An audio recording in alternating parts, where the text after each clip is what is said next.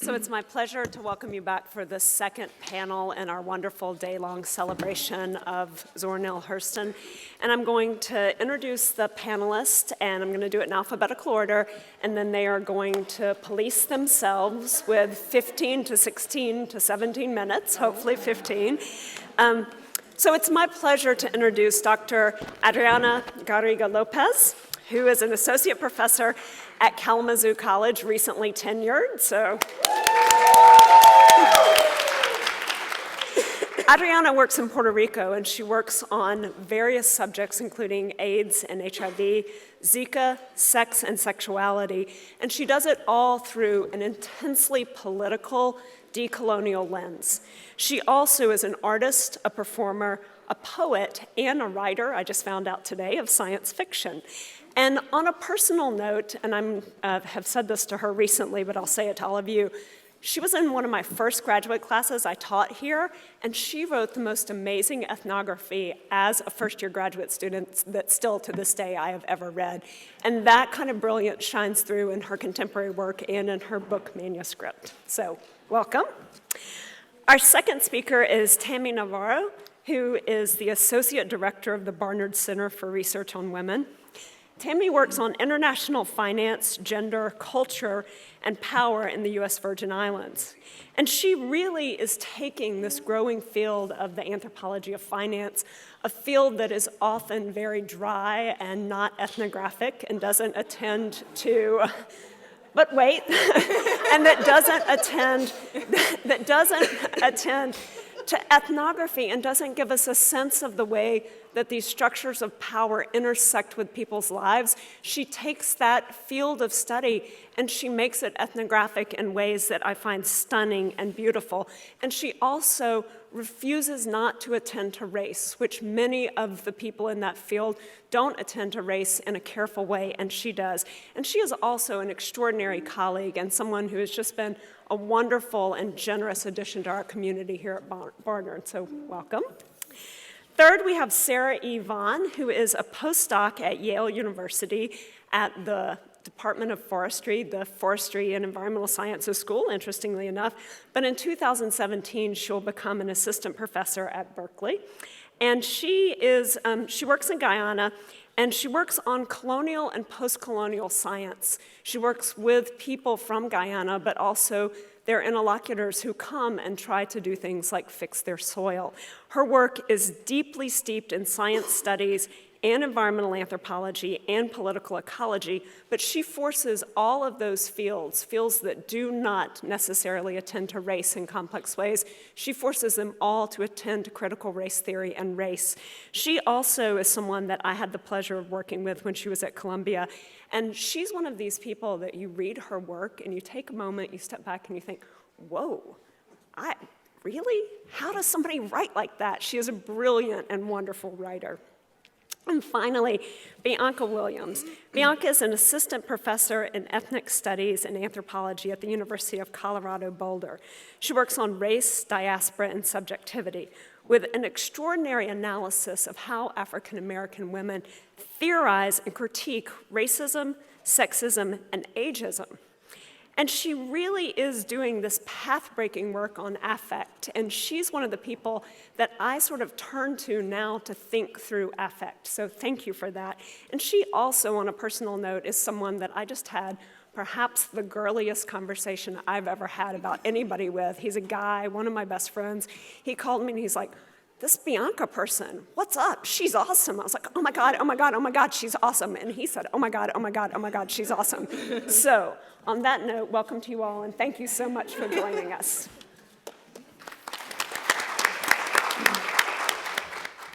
Thank you very much, Paige, for that lovely introduction. And as far as that assignment goes, I think if you put me in a public bathroom and tell me to do some ethnographic observation, you're probably going to get something good every time.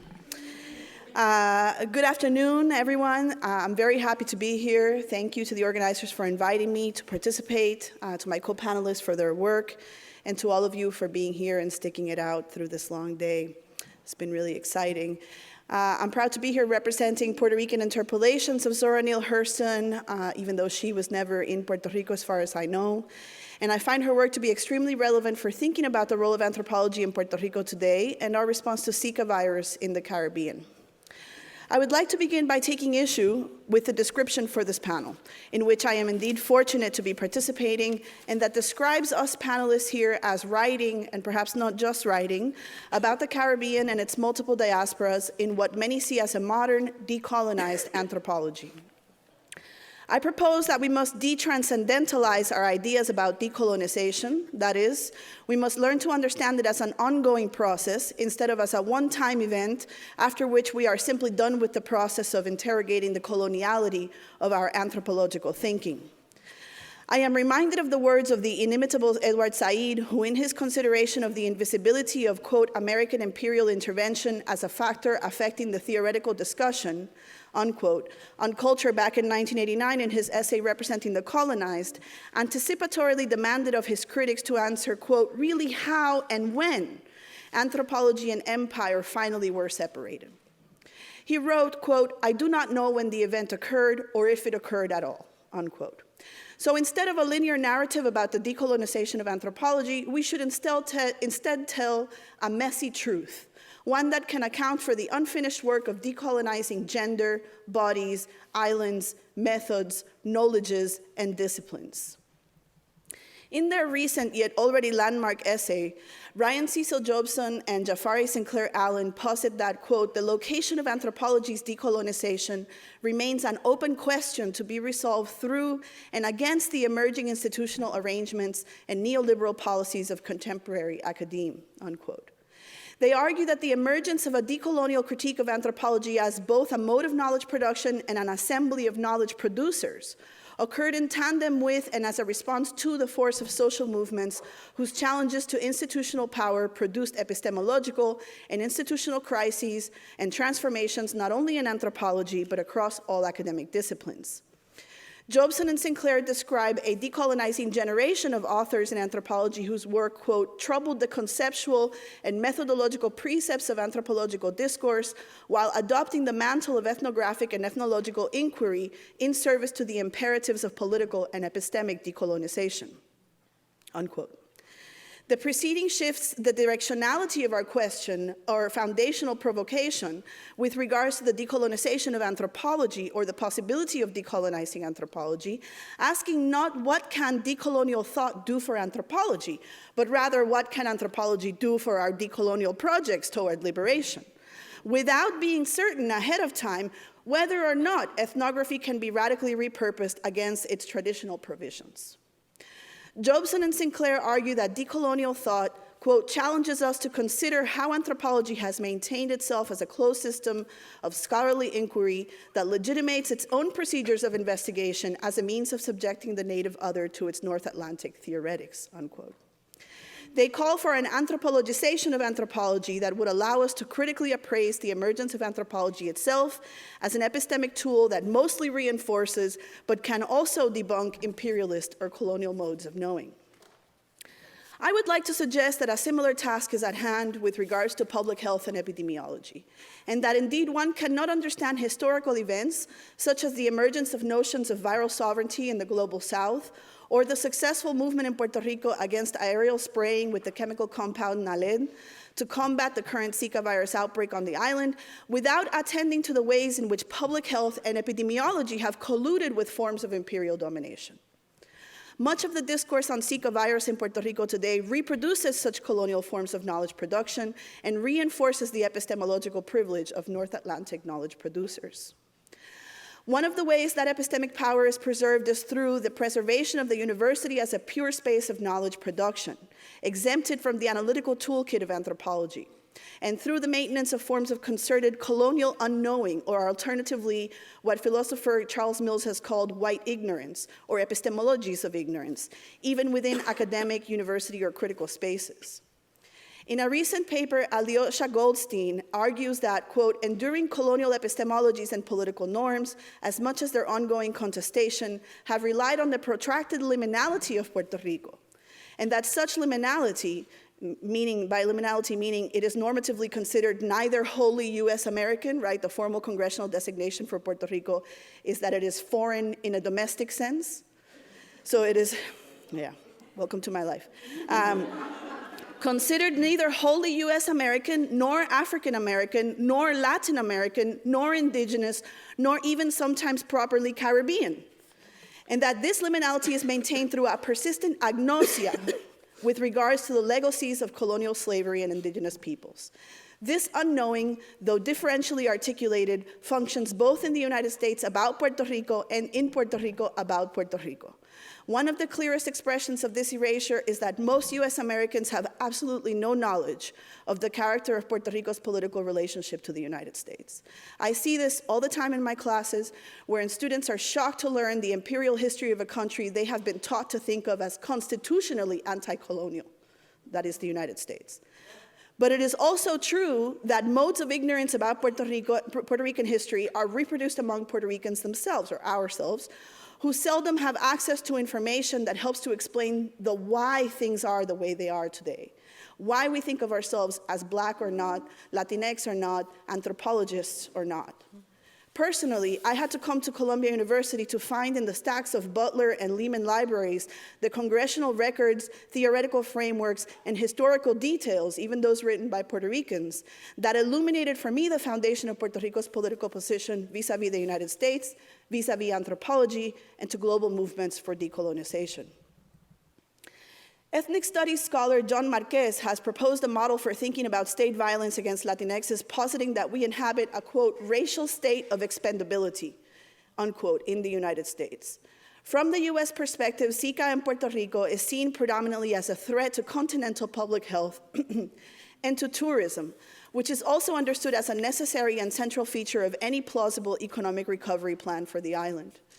As we witness the Zika epidemic expand in the Caribbean and Central America, we would do well to examine the racialized forms of death in life presumed by imperialist public health formations at the margins of the US nation state, and to undo the disposability of Black and brown people. We would also do well to consider the strategies and tactics available to us in resistance to such prescribed inevitabilities.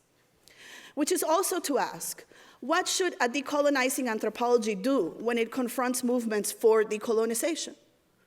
How should ethnographers react to state violence against protesters in North Dakota?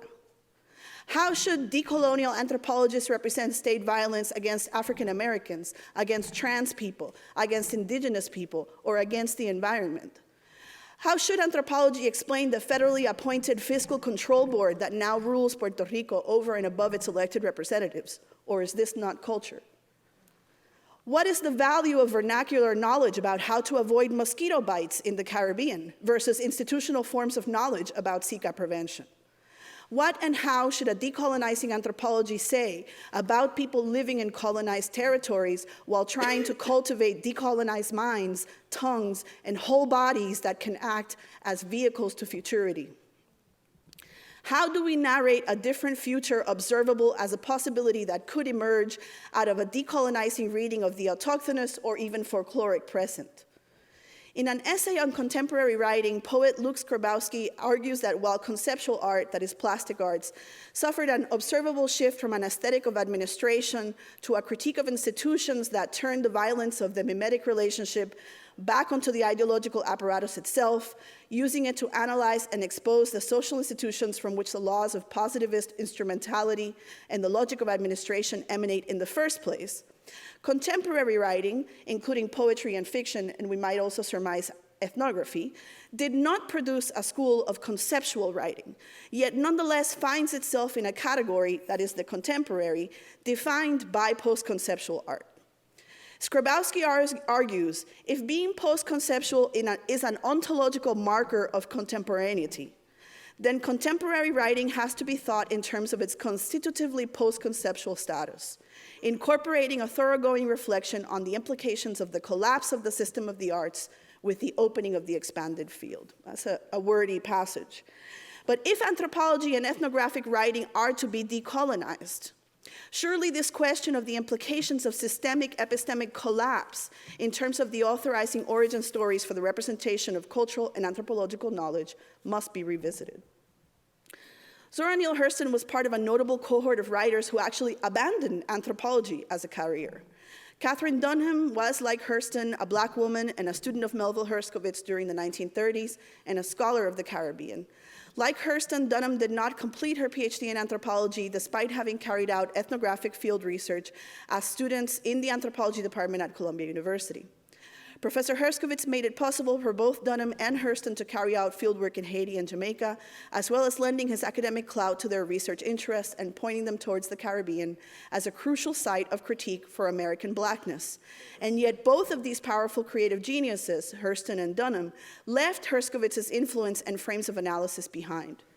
The other member of this unlikely cohort is the writer William Burroughs, who, while not a Caribbeanist, also abandoned his graduate studies in anthropology at Columbia, although he only stayed less than a year as a student, before deciding to go carry out the participant observation required to write a book called Junkie, which is based on his experiences as a gay man using and dealing morphine and heroin in 1940s New York City.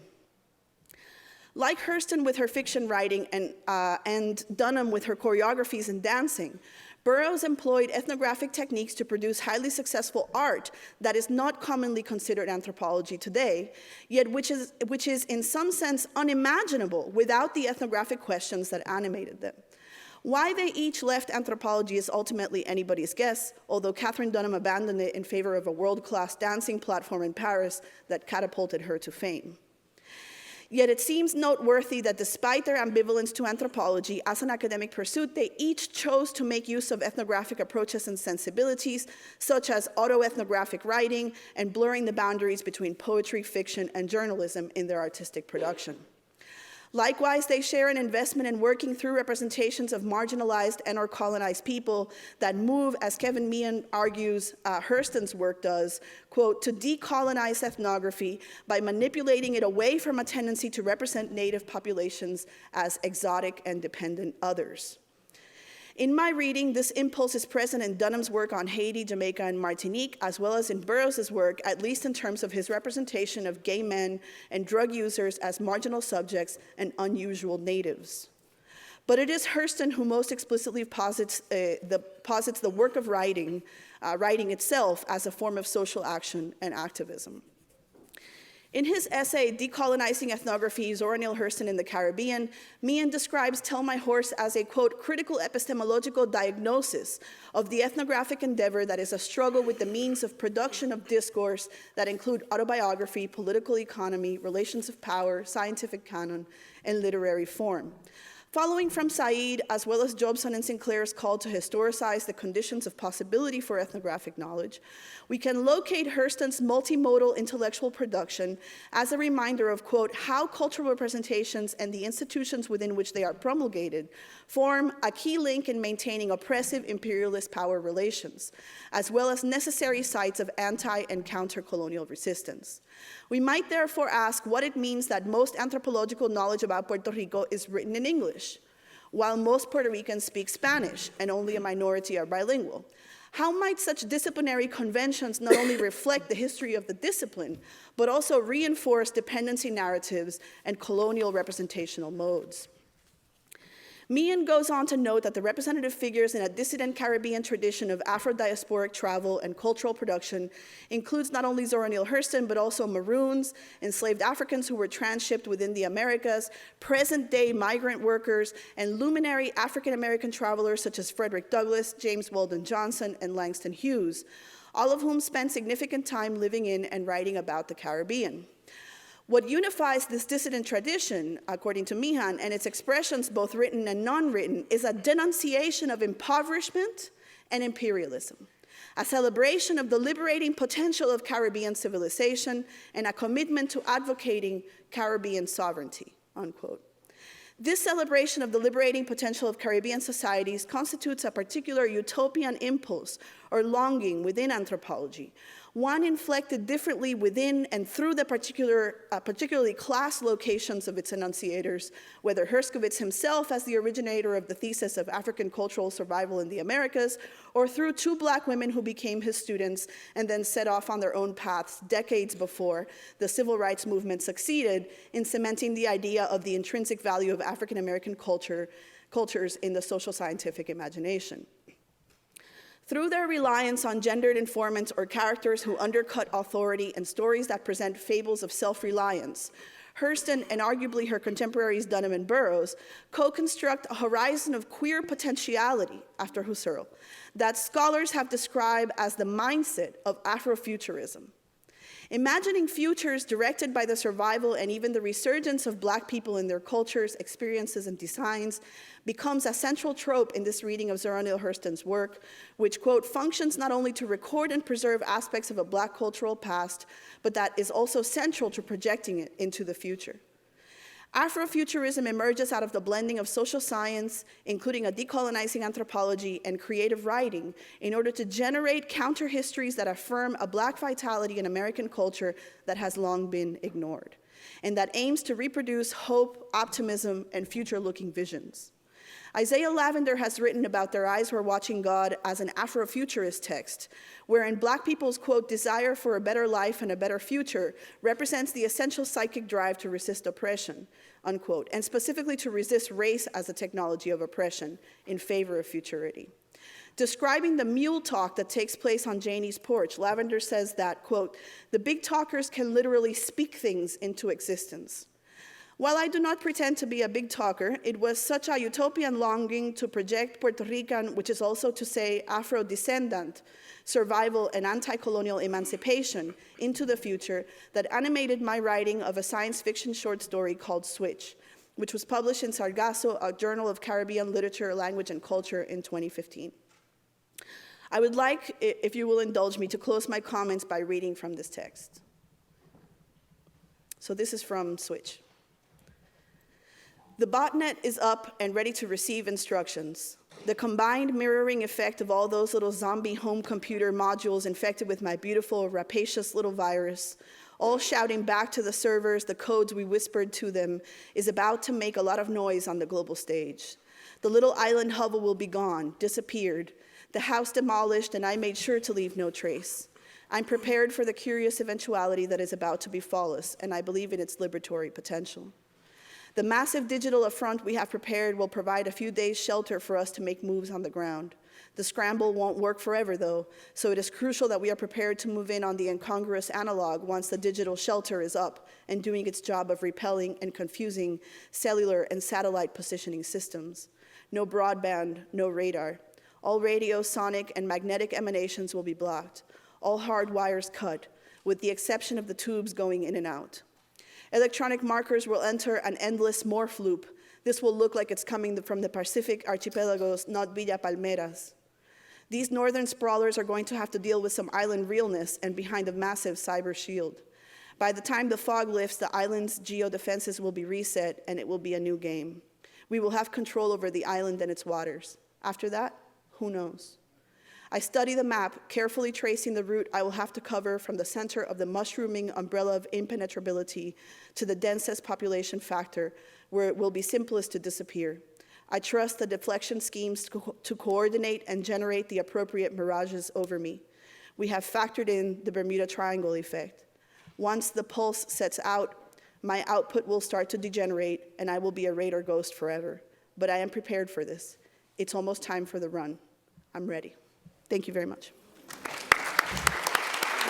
Favor, I'm gonna, I forget the exact title that I emailed, but I'm gonna be exploring Zora Neale Hurston approach, her approach to positionality, and it's sort of a meditation on the way that she engaged with the field as someone with pre-existing ties to the field. We've been hearing today over and over how she returned to Eatonville, so I'm gonna be examining what it is to return to a home space as an anthropologist. In her life and ethnographic work, Zora Neale Hurston very clearly set her own terms. One instance of this I would like to explore briefly in these remarks is Hurston's approach to anthropological fieldwork. While here at Barnard and Columbia, Hurston trained with Franz Boas, known widely as the father of American anthropology, and one of whose major interventions was cultural relativism, the notion that, quote, cultures cannot be ranked in hierarchical order, culminating in Western civilized societies. This project of complicating the then common division between savage and civilized took Boas among Inuit communities and resulted in his publication, The Central Eskimo. Zora Neale Hurston Boaz's often wayward student herself furthered the project of cultural relativism, but in a way that was very much her own. Rather than traveling to a far-off savage community, Hurston stayed closer to home, conducting much of her ethnographic work collecting folktales among the Black community in her hometown of Eatonville, Florida. Hurston explains this decision in the introduction to Mules and Men, writing, quote, "And now I'm going to tell you why I decided to go to my native village first. I didn't go back there so that the home folks could make admiration over me because I had been up north to college and come back with a diploma and a Chevrolet. I knew they were not going to pay either one of these items too much mind. I was just Lucy Hurston's daughter, Zora. So I rounded Park Lake and came speeding down the straight stretch into Eatonville, the city of 5 lakes, 3 croquet courts, 300 brown skins, 300 good swimmers, plenty guavas, 2 schools, and no jailhouse," end quote. This decision of hers to make her home place her field site, to make home folks her informants, is significant to anthropology and the way it is practiced today. For anthropologists like myself who seek to mine their home communities for ethnographic data, Hurston and her embrace of this complex set of identities, homegoer and anthropologist, provide both precedent and encouragement. To understand the significance of Hurston's decision to conduct her fieldwork in her hometown, a bit must be said about the discipline of anthropology itself, which in many ways continues to discourage or dismiss what has sometimes been called native anthropology, presumably because such work is either tainted by or made less productive through some privileged access to the field and its informants. In another context, I have written with my colleagues on this underpinning of anthropology, asking, quote, "Why is it that certain scholars are not just identified or seen to be shaped by their fieldwork experiences, but are conflated with them? Who goes unmarked as researchers and who gets identified as native ethnographers? Despite years of groundbreaking and incisive feminist critical race studies and post-colonial critique in anthropology, does the ideal anthropological self, still lurking in our rhetoric and research, remain masculine, white, and associated with the secular modern West," end quote. Hurston's existence as a Black woman conducting ethnography in her hometown serves as a counterpoint to this ideal anthropological self. While much more can and should be said about the continuing privileging of the space of the far off in anthropology, what I really want to focus on here is Hurston's use of the discipline as a tool that allowed her to engage with her fellow residents of Eatonville in particular, and Black folklore more broadly. Again, in Mules and Men, Hurston writes that before her work with Boaz, the ethnographic value of life in Eatonville was hidden in plain sight from her, that it, quote, "fit like a tight chemise. I couldn't see it for wearing it," end quote. Ultimately, it is what Hurston calls the spyglass of anthropology that creates necessary space for her and enables her to do the work of collecting folktales among her friends and neighbors. It is by employing this tool of the spyglass, a small telescope which brings the far off into focus, that Hurston is able to return to her native Eatonville as an anthropologist. This is one mechanism that creates space between one's identity as an individual and one's role as an ethnographer. There are others. John Jackson, who's with us today, for instance, has written about forging this productive distance through the creation of a fictionalized version of himself, a sketch known as Anthroman, which she referenced earlier. An ideal anthropologist, Anthroman is, quote, "an ethnographic superhero who served as a way for me to envision stepping outside myself, to be fearless about social research by visualizing myself protected from harm by my own superhuman powers of observation and analysis. It somehow felt safer than just being some inconsequential graduate student asking Black nationalists or drug dealers or architects or grandmothers or street vendors or anyone else intrusive questions about their everyday lives and loves," end quote. This is another tactic, a method of engaging with the field and its inhabitants in a way that both recognizes and preserves the existence of the ethnographer as an individual outside the project of anthropology. So in the time remaining, I'd like to think through and expand on Hurston's notion of anthropology as a spyglass, this tool that created the psychic distance that enabled her to return home as both Lucy Hurston's daughter Zora and a practicing anthropologist. To do this, I need to push a bit on Hurston's notion of the spyglass as well as attempt to follow her in the project of genre crossing between the literary and the anthropological. My argument is that for anthropologists conducting fieldwork at home, the discipline of anthropology is not simply a means of bringing the far off into closer focus, or put another way, making the strange familiar. Rather than Hurston's characterization of a spyglass, I suggest here that this complex relationship to the field and those encountered there, variously understood as informants or lifelong friends, might be productively understood through the metaphor of a looking glass, a tool that complicates and has the ability to invert what one encounters. If an argument against native anthropology is that everything and everyone in the field is already known in concrete and specific ways, the reality on the ground is often that existing relationships are and must be transformed in order to collect ethnographic data. I introduced this notion of the looking glass, a means by which seemingly known things reveal themselves to be otherwise, in an attempt to describe my own experiences in the field. In 2009, I found myself in my hometown on the island of St. Croix, conducting ethnographic research on an offshore banking program that provided tax cuts to financial management companies willing to relocate to this American territory. It exists in exactly the same political space as an American protectorate as Puerto Rico. Having been born and raised on St. Croix, I, like Hurston, was confident that at the very least I could convince a number of people to talk with me about their experiences. This banking program was the topic of much discussion on the small island, and many residents were growing increasingly resentful of its beneficiaries, a group of wealthy white Americans who were beginning to arrive in larger numbers. Once I began the process of interviewing, however, it became clear that my pre-existing connection to St. Croix was resulting in a number of unspoken assumptions and elisions. During interviews, it was common for my interlocutors to refer to how they were taking advantage of us, referring, it seemed at the time, exclusively to the division between elite mainland Americans and Crusians, people who make their home on St. Croix.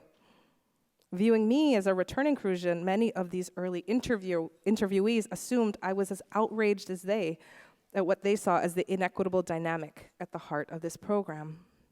As my field stay progressed, however, it became clear that this us-them binary was unstable and referred variously to divisions between Crusians and the banking program, US-educated Crusians and those who had not left the island or could not leave, migrants from neighboring Caribbean islands and those who viewed themselves as native Crusians, and finally, white and black communities broadly. This crucial nuance, these multiple ways of defining an us, was initially masked by the shorthand employed by my friend informants. Rather than unproblematically building on existing networks, I was forced to distance myself and engage with these interviewees primarily as an anthropologist, seeking to understand the effects of this program, rather than as a friend or former classmate. Although sadly lacking an anthro man or woman of my own, I came to see this tacking between myself and my anthropologist self as a necessary project. My suggestion of anthropology as a looking glass is a recognition of the conditions that made this work necessary, and here for my attempt to foray into the literary. In Lewis Carroll's Alice in Wonderland and its sequel Through the Looking Glass, we're presented with a heroine who finds herself in a seemingly known and importantly knowable space. As the story progresses, however, the ostensibly familiar figures, a friendly cat, an eccentric queen, reveal themselves to be far more complicated, necessitating that Alice reckon with complexity in this space. These stories are, to my mind, useful ways of thinking through the project of ethnographers who seek to mine spaces they seemingly know, whether or not they employ the fraught language of native ethnographer. For those for whom home and the field overlap, the disorientation experienced by Alice is familiar, as we work to maintain and build upon existing relationships while insisting on new ways of relating to friend informants, ways that create space for the anthropological project. The metaphor of the looking glass allows for this vital distancing, reckoning with the fact that the ostensibly known may in fact not be. Now, when I initially conceived of this connection between the looking glass and anthropology, what came to mind immediately is the space it creates for complexity, for making the seemingly familiar strange. While discussing this idea with a colleague, however, I was pushed to think through what it might mean to extend this metaphor to the ethnographer herself. That is, to consider the effects of entering a space through the looking glass. By way of response, I return to the figure of Alice, a figure who is consistently distorted and out of place. After consuming food and drink, she is alternately a giant or a miniaturized version of herself, either too large or too small. She must then do the work that enables her to occupy space efficiently. This is perhaps as apt a metaphor as any for homegoing anthropologists, shapeshifters who must attempt to navigate, albeit awkwardly, through a familiar space made strange. Thank you. So thank you for the invitation to present today. I want to present on some more general insights, or at least ways in which Hurston has helped me through my own work. So two personas, humanist and empiricist, coalesce in many discussions about Hurston, but not in altogether familiar ways. Traditionally, in discussions about Hurston, humanism refers to her works of fiction, drama, and folklore. The collaged elusiveness of Their Eyes Were Watching God, Tell My Horse, and Mules and Men all have been implicit objects for commentators treating African American and Caribbean cultures. I remember a conversation I had as an undergraduate with James Turner, once an organizing force behind Africana Studies programs in the US. We were discussing my final paper for his introductory seminar on African American sociology. James was adamant in his claim that Hurston was a sharp writer because she was an anthropologist. She was trained in ethnography, by which he meant that Hurston, in his view, had developed a knack for writing Black stories. Now, I don't want to submit a mere anecdote as evidence that all Africana Studies scholars have found value in Hurston's work as ethnography. They haven't.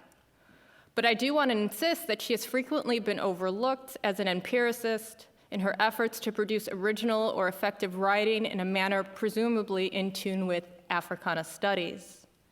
To wit, the signal outpouring of Hurston's expressive energies is considered by Langston Hughes as, quote, full of side-splitting anecdotes, humorous tales, and tragic comic stories remembered out of her life in the South. She was so effective, he notes, that almost nobody else could stop the average Harlemite and measure his head with a strange-looking anthropological device and not get bawled out for the attempt, except Zora. In the article Looking for Zora, Alice Walker builds on this point about Hurston's gift for making things exact. Walker notes that it was relatively easy to track down Hurston's gravesite and pay due respect because she described Florida as orange groves, sand, mangrove trees, and scrub pine so well in her books.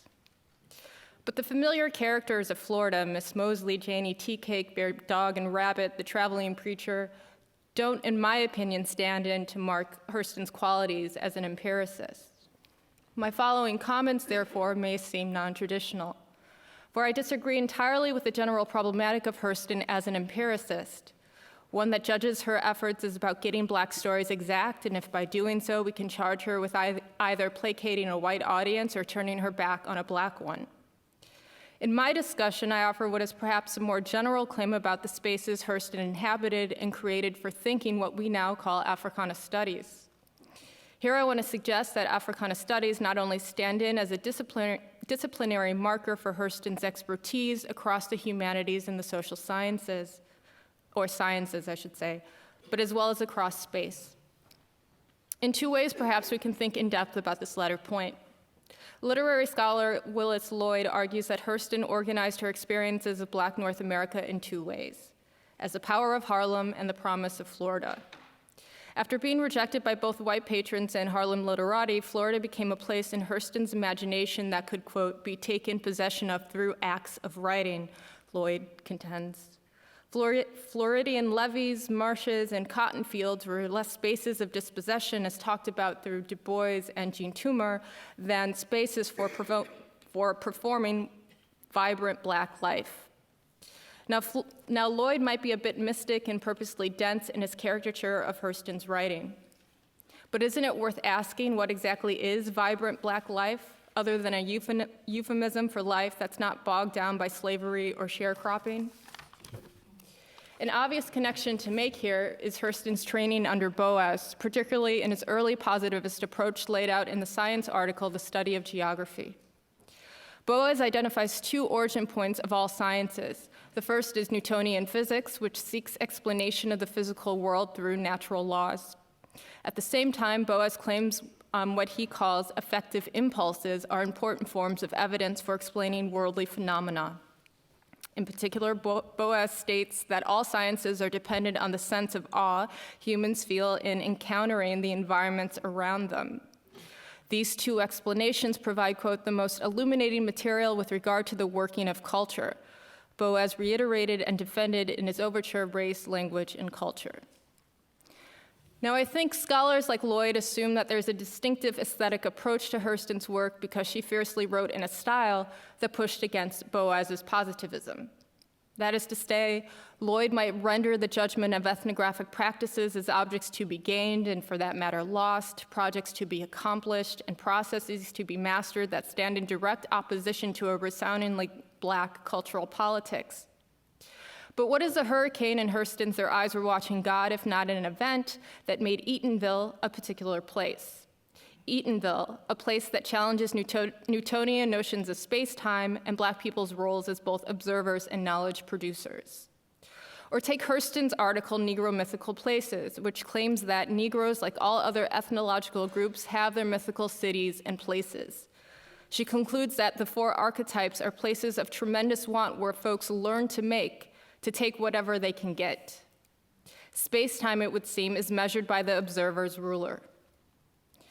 I take Hurston as interpreting ethnography as first and foremost a site of labor.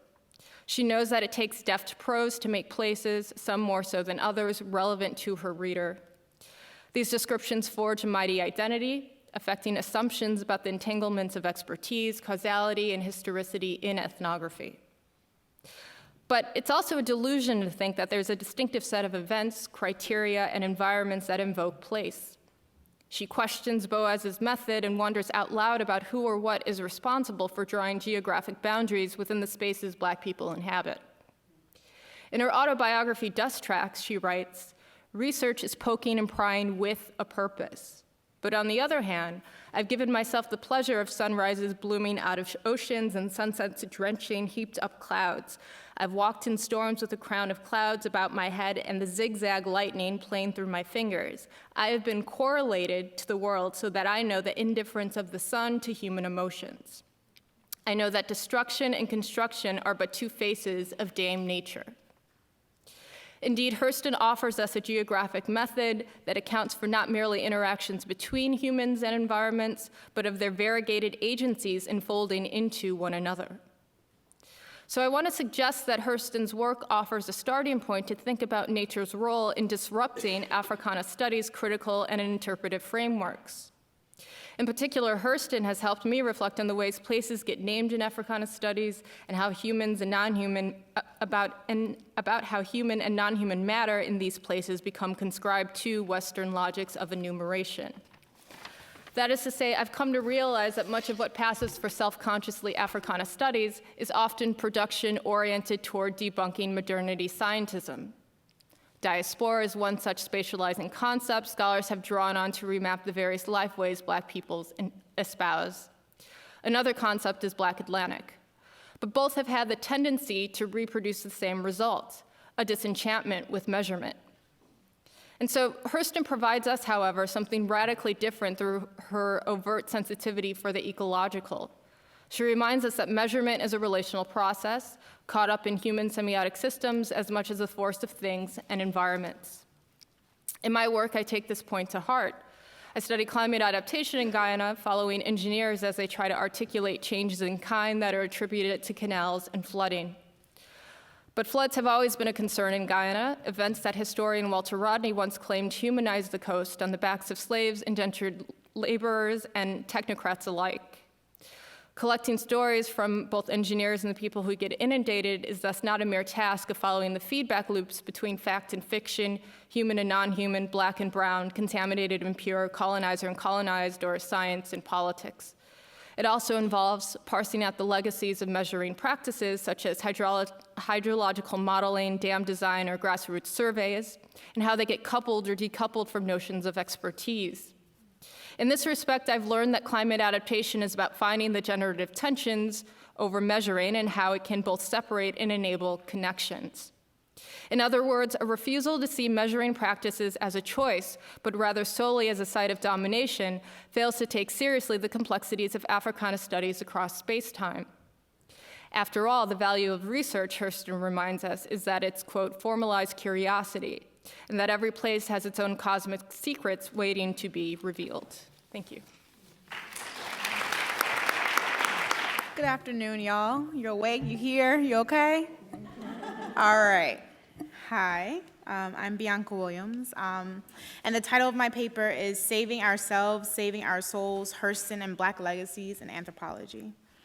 Thank you to the organizers for having me. I really appreciate the opportunity to be able to talk about how much Zora means to me and those who nurtured and guided me on my journey to becoming an anthropologist. So in that vein, I want to start with just 2 points of context.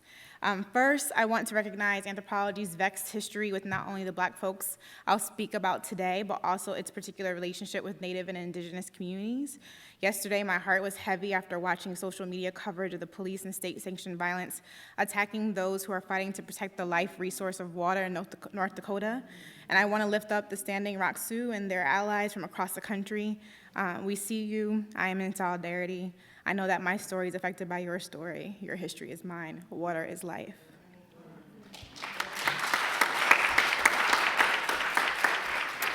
Second, I wish to acknowledge Deborah Thomas, Tina Campt, and John Jackson, who I had the pleasure of learning from when I was in grad school, and in the case of Deb and John, still have the pleasure of reaping the benefits of their mentoring and advising.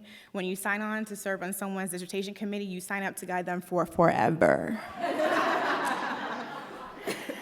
But really, I have benefited greatly from the anthropological generosity John mentioned earlier in his keynote. I know that I am here because of them and Lee D. Baker, and I know that they are here because of Zora. Thank you for your generosity, for making me feel seen in the academy, and for affirming that my way of doing anthropology is valuable. I knew that the earlier panelists and keynote speakers were going to do a wonderful job of discussing Zora Neale Hurston's amazing literature and the innovations she made as a foremother of anthropology, and they didn't disappoint. So I wanted to spend my time sharing more personal narratives and reflections about how Hurston's work has touched, moved, and affirmed not only myself, but also others that share the field of Black feminist anthropology with me. If Black women and feminist anthropologists were to tell it, Hurston has made significant contributions to almost every aspect of anthropology we deem important. Reflexivity, interpretive anthropology, performance theory, the writing culture movement, autoethnography, thick description, visual anthropology, feminist anthropology, experimental methodologies, native anthropology, and participatory research, amongst others. And they would be right. Scholars such as Irma McLaurin, Faye V. Harrison, Aylin Bowles, Gwendolyn McKell, Gina Ulysse, Valerie Boyd, and Jennifer Freeman Marshall have written books and articles documenting Hurston's influence on anthropological theories, debates, and methodologies. The far reaches of Hurston's work are undeniable, and yet she remains undervalued and under-researched. Her contributions to anthropology and the interventions they led to, seemingly unimportant to the broader discipline. I would argue that this neglect, this attempt to deny and erase the profound influence Hurston has had on anthropology is part of the reason why so many Black women and feminist anthropologists have love stories about her. Almost every Black woman or Black feminist anthropologist I know has a memory, a story, a moment when Zora brought them to the discipline, made them feel seen in the academy and spaces where their work and intelligence were actively denied or not valued. In a sense, Hurston's work feels for us by us. And the longer the broader discipline of anthropology chooses to not acknowledge her, to not see her, it just encourages us to value her even more as a gem in our community and have us scream from the mountaintops about her gifts to the discipline. I take amens. Yeah, amen corner. One of the most famous quotes attributed to Hurston is, "Sometimes I feel discriminated against, but it does not make me angry.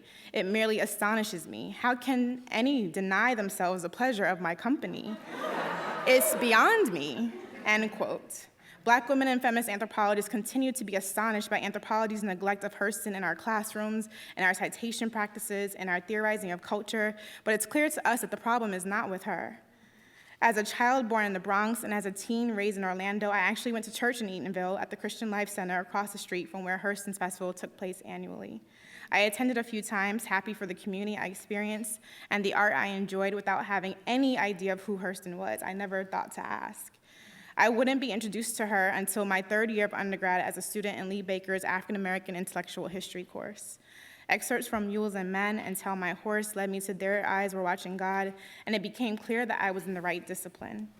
Hurston's work pushed against supposed neutral positivist forms of research while blurring the lines between the social sciences and humanities and demonstrating how ethnography could lead to pleasurable and teachable and readable literature.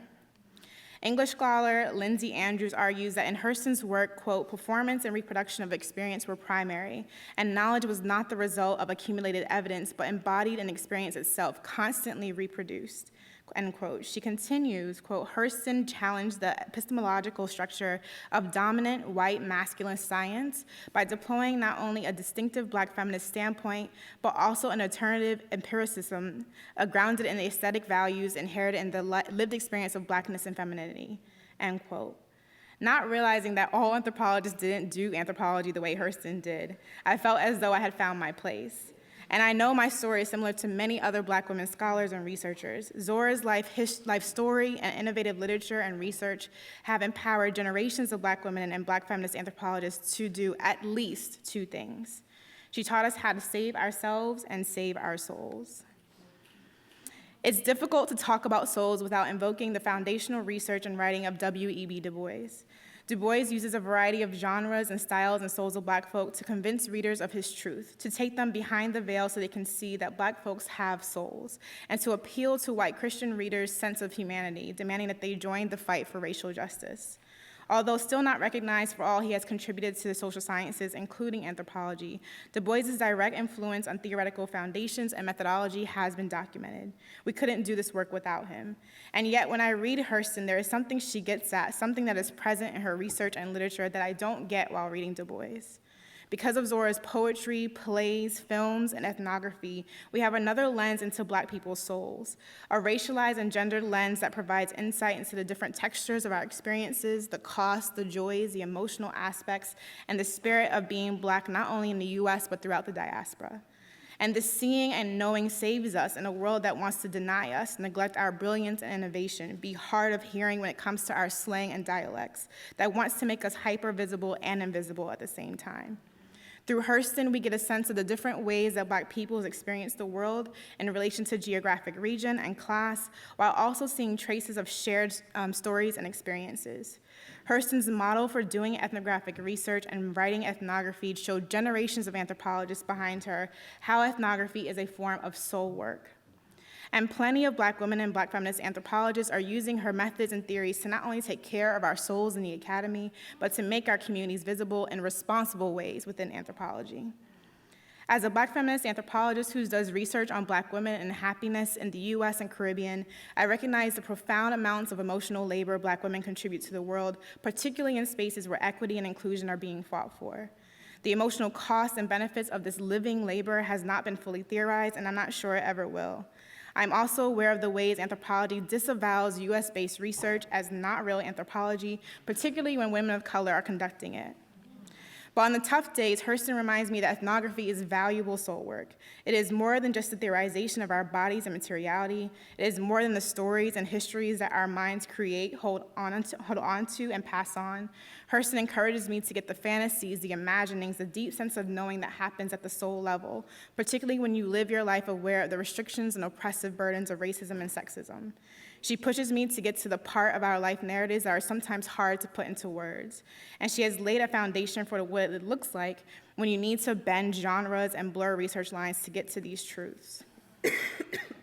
As I prepared to write this paper, I asked several Black women and Black feminist anthropologists to tell me their Zora stories.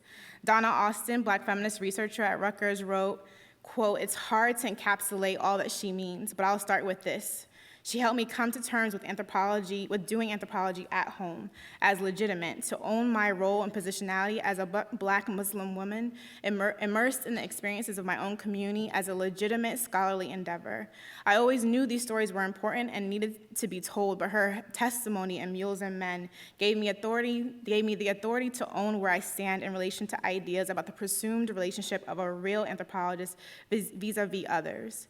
With all my deliberating about how to place myself in my ethnography, her work and her words took a hold of me and put the question to rest on my behalf," end quote. Hurston helps us know that it is okay to be connected to those we study. It's our right to seem overly invested in their lives because we understand the cost of living their lives. We can point to her when others push us to hold on to a sense of disconnectivity or distance from our interlocutors in the name of science. It is okay and even useful to see ourselves as native anthropologists, maybe, or at least insider outsiders. Zora Neale Hurston allows us to make space for ourselves in this discipline, understanding that everything we feel, especially deep down in our souls, is significant data. Following Hurston's lead, Black women and Black feminist anthropologists have made a variety of activist and scholarly interventions in anthropology, using our training, our passion, our six skills to move the discipline closer towards equity and decolonization. However, we have also learned not to wait on others to save us. If our discipline can deny the fabulousness and innovation of Zora for over 70 years, then who are we to wait for it to see us? We can see and hold up ourselves. In response to my request for stories, another Black feminist anthropologist wrote, the first thing I think I read was their eyes were watching God. I must have been around 16, and I have no idea how I came upon the book, but I read it just after having been raped. And Janie's strength, inner directness, fearlessness, and ability to move in the world gave me the fortitude to move into myself, to not blame myself, to write a new poem of me. Zora saved me, because she knew herself, end quote. As Janie tells her life story to Phoebe and their eyes are watching God, one gets the sense that the act of listening, receiving, and engaging of the story is as important as its telling. Phoebe holds space for Janie to tell her story, and Janie shares everything, the good, the bad, the ugly, trusting that Phoebe will listen and learn and also see herself in certain parts. This is how many Black women and Black feminist anthropologists in the academy have survived, how we will continue to thrive. The stories we tell, the collective knowledge we share, the passing on of generational wisdom about how we navigate anthropology and the academy as Black and feminine beings provide strategies for pushing back, resisting, and making room for ourselves as we hold space with one another. This is part of our process of becoming anthropologists. And for many of us that are able to obtain the increasingly tarnished golden ticket of tenure, we know that the stories those before us told are what helped get us here. We use all of the tools we have access to save our souls, represent our communities, and create collective ways of knowing and strategies for navigating the world. We recognize that we have the power and ability to care for and love on one another so we don't end up dealing with the same tough times Zora had towards the end of her life. We create spaces of belonging for one another, understanding that if we are silent about our pain, they will kill us in the academy and outside and say we enjoyed it. While it may be unfair, we know that at our institutions and our disciplines and in our communities, justice may look like just us. Hurston has helped us understand that while others may see us as the mules of the world, at some point it doesn't matter what others think of us. We know who we are, we know who we can be, and that is world-changing, transformative, and decolonizing. While not necessarily an activist or organizer, Hurston allows us to push further, move forward, and expand anthropology in ways that enable activist anthropology, engaged anthropology, and what a group of graduate women of color at UT Austin are calling fugitive anthropology. We can use the tools and stories that she left behind for our transformative work. And these multiple genres, multiple ways of seeing and knowing the world allow us to make sense of ourselves and communities we study and fight alongside or within when the larger discipline tells us that we're just too much, extra, too political, too loud, too Black, too connected, too emotional. I'm not sure how people imagine living at the intersections of racism and sexism could be anything but too much. How the contradictions around expectations, behavior, and value embedded in these systems of oppression would not create experiences of too muchness. But Zora makes us feel like our too muchness is not something to be ashamed of or something that is in need of policing. We can use it as a tool for boundary crossing, blurring of unnecessary rigidity, for deconstructing categories, for burning alternative paths, ethnographic truths, and anthropological ways of knowing. That there are multiple ways to do the work and of becoming an anthropologist. So in conclusion, I ask you, when did you fall in love with Zora Neale Hurston? How has the love impacted your relationship with anthropology, your relationship with the academy? In response to these questions, Spelman College Black women scholar Ashante Reese wrote, quote, "Hurston is literally the reason I chose anthropology. Reading her work as a teen, early adult cracked something open in me. I knew I wanted to write, but I didn't only want to write fiction. I wanted to write things that would get at aspects of the human condition. I wanted to write things that would move me and others. Hurston's work also made me believe it is possible to be both scholarly and creative at the same time. And in fact, if we try to confine ourselves to one or the other, we end up feeling foreign, out of place, unlike who we are. Lastly, her personal life and biography gave me insights into how to live a life as a Black woman on terms that I wholly, or as wholly as possible, set on my own terms. Thank you. I'm a Black feminist anthropologist who was inspired by Hurston, and I think it's even bigger than anthropology. It's about what it means to be a Black feminist intellectual, to be an intellectual as a Black woman, and how that's constantly under attack. And so I wondered if you could speak more to that. What does it mean to be a Black woman intellectual? And also, I'm curious about what, if anything, Columbia is doing to acknowledge Hurston's legacy. I teach at the University of Colorado Boulder, so I have no say, but yes, I would vote, I would sign petitions, whatever it is that we need to do that, I would happily support that effort. And then maybe someone who's from here can answer the second part of your question. I'm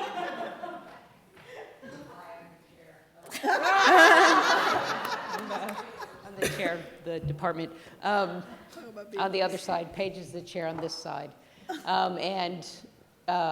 Many of us on that side had to be at a memorial for a deceased colleague earlier today. This conference is co-sponsored by both. Columbia has a Zora Neale Hurston fund, and we're very proud of it. We would, of course, love to have a Zora Neale Hurston professor of anthropology. An honorary doctorate. We would love to have both. I think it's a brilliant idea. I think it's a totally brilliant idea. But I think we should have that. Honestly, I carry the Franz Boas chair on top of my head. Why I don't, I'm very white, so I would like to have a Zora Neale Hurston chair that recognizes the work of African American women in the field, right? And has not only a doctorate for the family, but a real academic place in the department. So I think it's a great idea, and we don't have it yet.